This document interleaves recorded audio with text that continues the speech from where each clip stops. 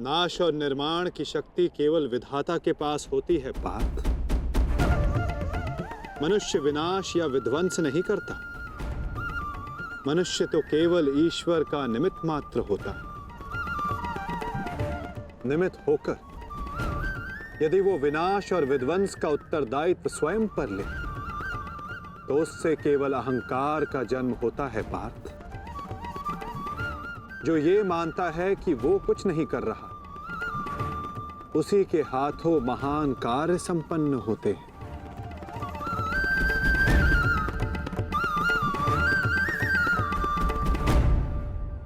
परंतु मैं तुम्हारी कामना अवश्य पूर्ण करूंगा पार्थ,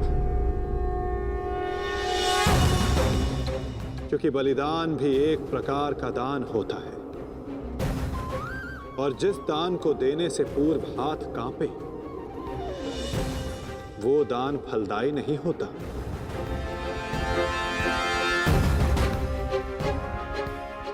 आओ पार्थ, मैं तुम्हें युद्ध भूमि के मध्य ले चलता हूं।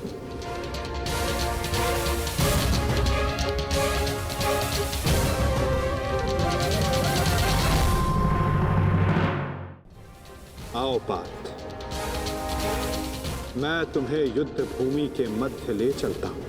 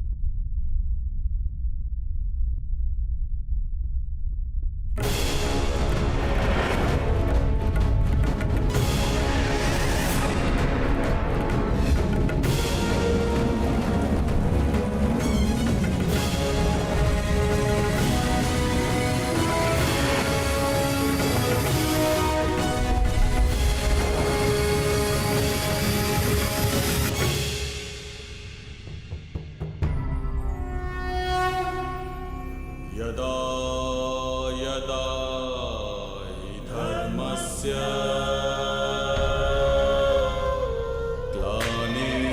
ग्लानिर्भवति भारत अभ्युत्थानम् अधर्मस्य तदात्मानं सृजाम्यहम्। जिस प्रकार तुम कर्तव्य और कर्म के मध्य खड़े हो, उसी प्रकार तुम अब दोनों सेनाओं के मध्य खड़े हो पार्थ।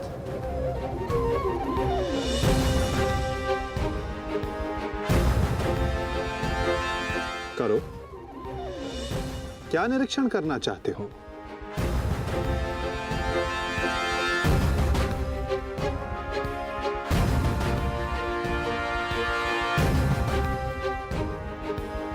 क्या हुआ पार्थ?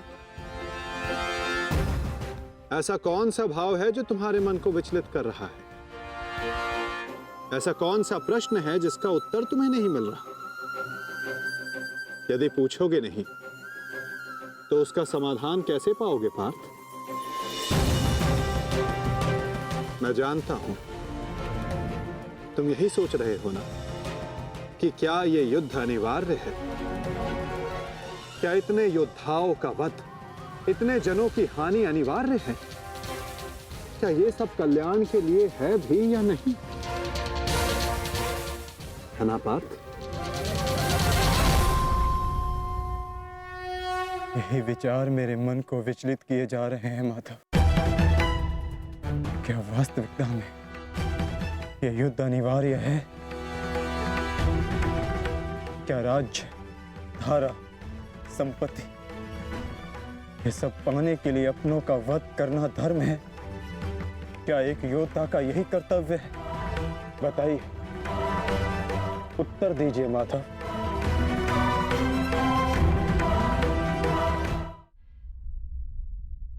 उत्तर तुम्हें अवश्य मिलेगा पार्थ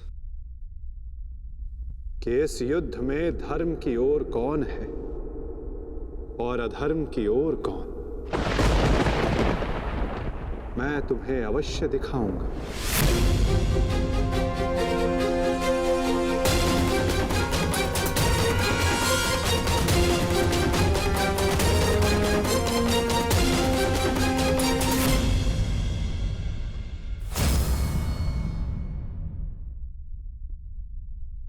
ये है वो हस्तिनापुर युवराज दुर्योधन,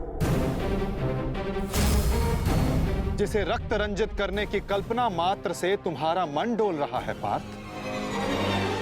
ये वही युवराज दुर्योधन है जिसकी कुदृष्टि सदा तुम्हारे परिवार पर डोलती आई है पार्थ। स्मरण है पार्थ? ये वही है जिसने पांचाली को भरी सभा में वैश्य सिद्ध करके अपनी जंघा पर बैठने का निमंत्रण दिया था। ओ दासी द्रौपदी, आकर मेरी जंघा में बैठो। कैसे एक पवित्र याज्ञ सैनी को भरी सभा में इसने मलिन करने का प्रयास किया था। वस्त्र हरण करो इस दासी द्रौपदी का। और ये तुम्हारे मातुल्य गांधार राज शकुनी, इन्होंने जब शकुन मनाया केवल तुम्हारे परिवार के अनिष्ट का शकुन मनाया पार्थ। तुम इन्हें मातुल्य कहते हो। मातुल्य का अर्थ है जिसे मां के तुल्य समझा जाए। और तुम्हारे इन्हीं मामा ने तुम्हारी माता को वारणा व्रत के लाक्षागृह की अग्नि में भस्म करने का प्रयास किया पार्थ।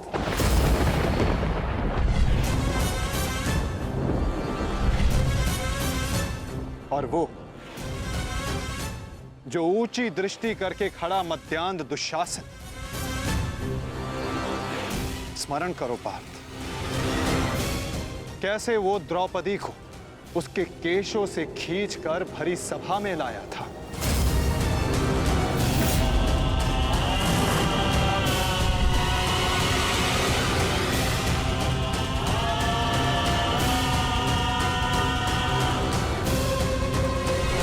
कैसे याज्ञ सैनी को भरी सभा में निर्वस्त्र करने का प्रयास किया था इसने।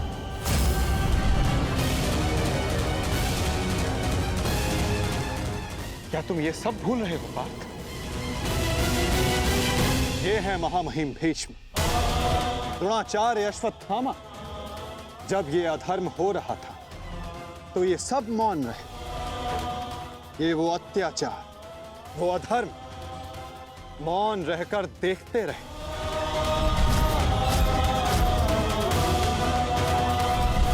स्मरण करो वो वनवास, वो अज्ञातवास जिसने तुम्हें तुम्हारा पौरुष त्याग कर बेहनल्ला बनने को विवश किया।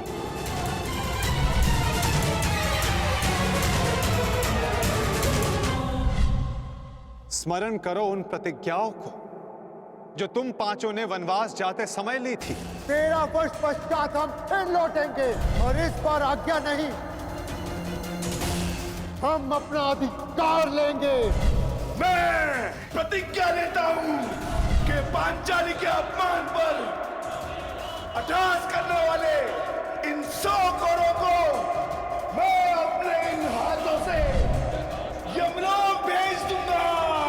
ये मत समझना कि वन में हम विश्राम करेंगे दुर्योधन। हर पल प्रतिशोध की अग्नि में जलेंगे और जब लौटेंगे तो इतने बाण बरसेंगे, अंधकार छा जाएगा हस्तिनापुर के भविष्य पर, महायुद्ध होगा।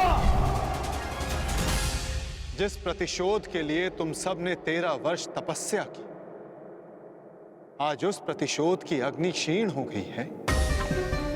जिन अस्त्रों को तुमने इस युद्ध के लिए सहेजा, क्या उन अस्त्रों को संधान करने का संकल्प तुम्हारा हृदय त्याग चुका है पार्थ? क्या अब तुम्हें यह युद्ध अनिवार्य प्रतीत नहीं होता पार्थ?